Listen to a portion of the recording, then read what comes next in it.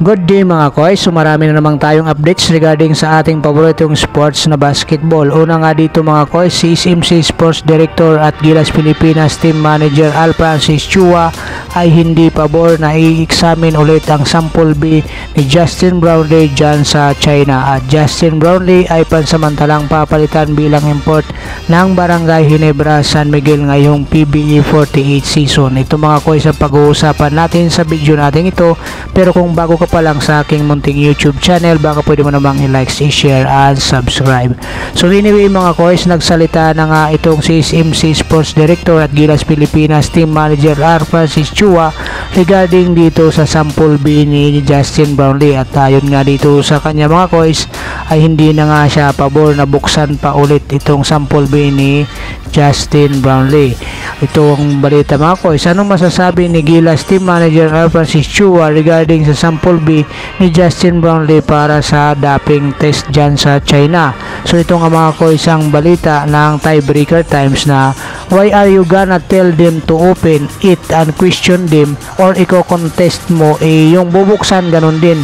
He said, kung ako ang tatanungin, hindi ko na i-contest. Bakit ko pa i-contest? Pareho lang yung laman.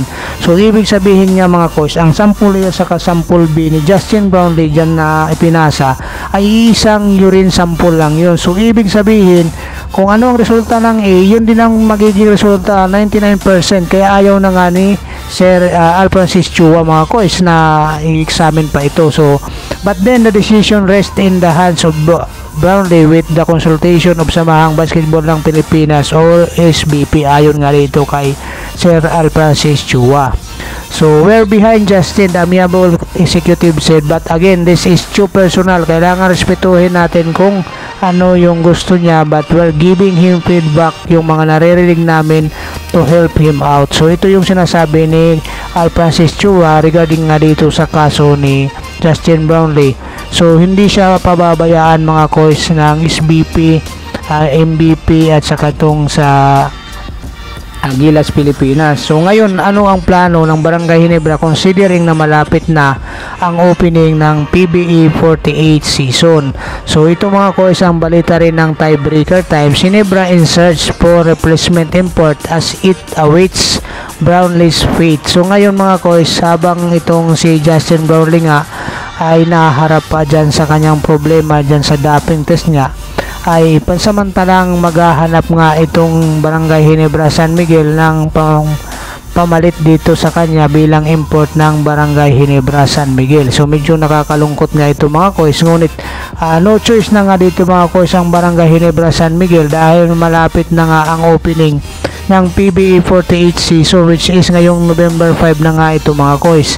So dito ay mapipilitan nga ang Barangay Ginebra San Miguel mga koys na maghanap ng pansamantalang papalit dito kay Justin Brownlee. Hindi naman natin sinasabi mga koys na pang matagalan na, dahil naniniwala pa rin tayo na malinis itong si Justin Brownlee mga koys. Ang nakita lang sa kanya ay itong ginamit niya sa kanyang medication. Yun din ang pinaglalaban ni Justin Brownlee dyan sa doping test niya na bumagsak mga koys. So naniniwala tayo dyan mga koys sa sinasabi ni Justin Brownlee. Yun nga mga papel niyang inahanda na bilang pangkontra nga dyan sa sinasabi na itong si Justin Brownlee ay gumagamit nga ng pinagbabawal na gamot o substance, dahil dyan sa naging positive nga ang naging resulta sa kanyang doping test na ginawa dyan sa China. Pero may kontra-apila nga dito mga koys si Justin Brownlee kung saan inihahanda na nga niya mga koys ang kanyang mga papilis na ginamit niya na sa medication lang. So sino naman ang papalit pansamantala bilang Barangay Ginebra Imports gayong may problema pang hinaharap si Justin Brownlee? Ito mga koys ang mga katanungan ngayon na kumakalat sa social media, sapagkat hindi na makapag-antay ang mga fans ng Barangay Ginebra kung sino itong mga papalit sa kanya bilang pansamantalang import ng Barangay Ginebra ngayong Commissioner's Cup, dahil nga itong Barangay Ginebra lang naman ang defending champion para dito sa season ng Commissioner's Cup mga koys. So ito ayon sa balita ng Tiebreaker Times nga, with regards to the replacement, Chua said that there are already names being discussed, but it will be depend on the decision on Brownlee. So ibig sabihin nga mga coach, lahat kinokonsidera nila dito kay Justin Brownlee. So it's good naman na itong si Justin Brownlee hindi nila baliwalain dahil ang laki na nga ng naging ambag dito sa Barangay Ginebra San Miguel at maging sa Gilas, Pilipinas. So dito lang naman siya nagka-problema dahil dito sa China, kung saan ay sa tingin natin mga coach hindi makapamubuntong China at pilit nga nitong binabagsak itong si Justin Brownlee. So sa ngayon mga coach, ito nga mga coach ang mga names na binanggit nitong si Sir Al Francis Chua at saka ni Coach Tim Con regarding dito sa sinasabi nilang shortlisting na po pwede maging pamalit dito kay Justin Brownlee bilang import ng Barangay Ginebra San Miguel. So halos lahat ito mga coach ay kilala natin dahil dati ng mga import din ito dito sa PBE. So ito yung kanilang mga napupusuan. Una dito mga coach itong si Chris Maculo kung saan nag-average ito ng 38.8 points, 14 rebounds, 2.8 assists, 2.3 blocks, 1.3 steals sa PBE average niya dito sa SMB.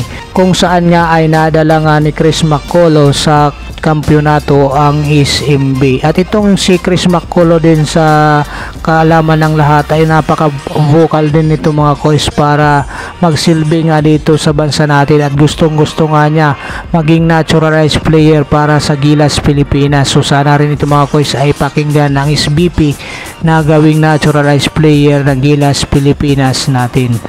So pangalawa sa listahan itong si Ronaldo Balkman, 28.8 points, 12.7 rebounds, 4.3 assists, 2.2 blocks, 1.7 steals sa PBE average niya sa SMB.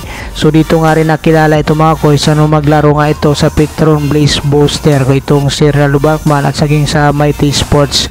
So itong mga coach po pwede rin maging import. So sa pangatlo naman mga coach itong si Terrence Jones na nag-average ng 35.5 points, 14.3 rebounds, 8 assists, 3.7 blocks, 2 points steals sa PB average niya dito naman sa Token Text, kung saan ito nga mga coach ay naging import niya ito ng Token Text. So ito rin ay isa sa mga gusto rin makuha ng Barangay Ginebra bilang imports ngayon season.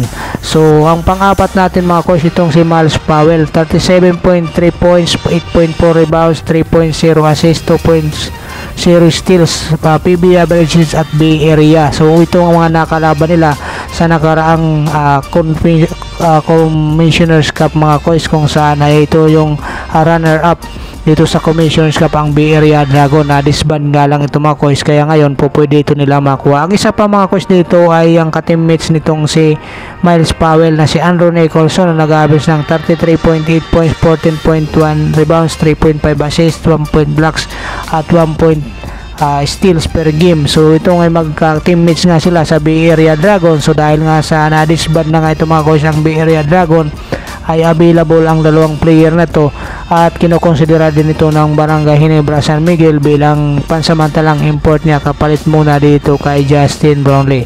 At alam natin mga coach, si Justin Brownlee walang katapat na yan dyan sa Barangay Ginebra at sa puso ng mga fans ng Barangay Ginebra San Miguel at ng Gilas, Pilipinas. So sa 5 imports na nabanggit natin mga coach, kanino kayo pabor dito na mag-fit sa system ni Coach Tim Con sa Barangay Ginebra San Miguel at pansamantalang papalit dito kay Justin Brownlee? So comment down below lang mga coach. God bless you all. Bye bye.